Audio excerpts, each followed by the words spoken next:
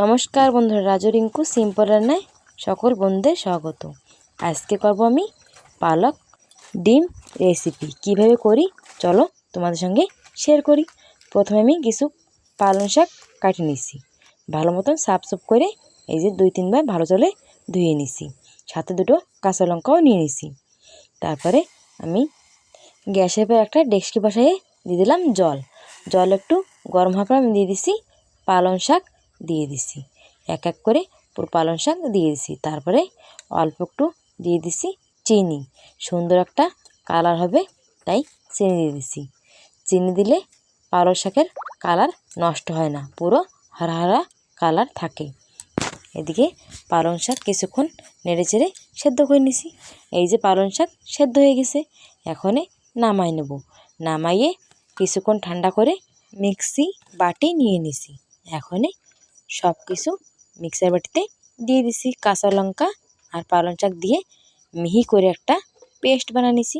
এই দেখো চিনি দিছিলাম সেদ্ধ করার সময়, তার জন্যে পালং শাকের কালার পুরো হারা হারা হয়েছে। এই দেখো কত সুন্দর মিহি একটা পেস্ট হয়ে গেছে। সাইডে রেখে দিয়ে আমি ডিম সেদ্ধ করে নিছি, টমেটো কাটে নিছি আর কয়েকটা রসুন সেদ্ধ করে নিয়ে নিছি। চুলোর পরে তেল যখন গরম হয়েছে ডিম কড়া দিয়ে ভাজে নেব। আমি ডিম 4টে নিয়ে নিছি। তো বন্ধুরা তোমরা চাইলে তোমাদের বাড়ির সদস্য হিসাবে ডিম নিতে পারো। এই যে ডিম আমি হালকা একটু সুনহেরা কালার করে ভাজে নিছি, ভাজে নামাই নিছি একটা বাটিতে।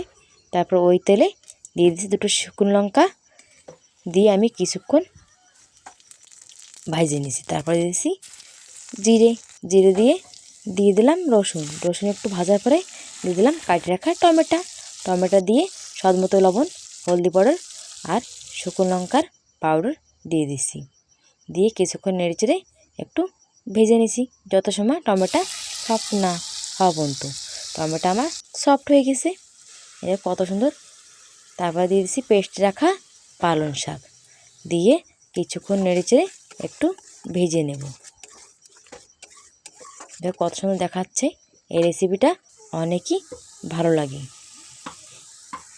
এই যে পালং শাক আর টমেটো ভালো মতো ভাজা হয়ে গেছে, এখন দিয়ে দেবো একটু জল। গ্রেভি আমি একটু গাঢ় করব তাই আমি জল দিয়ে দিছি।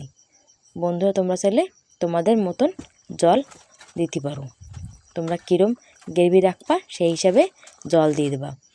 যখনই একটু আমার গ্রেভি ফুটতে লাগলো তখন আমি দিয়ে দিছি ভাজে রাখা ডিম দিয়ে কিছুক্ষণ নেড়ে চেড়ে জাল করে নিছি।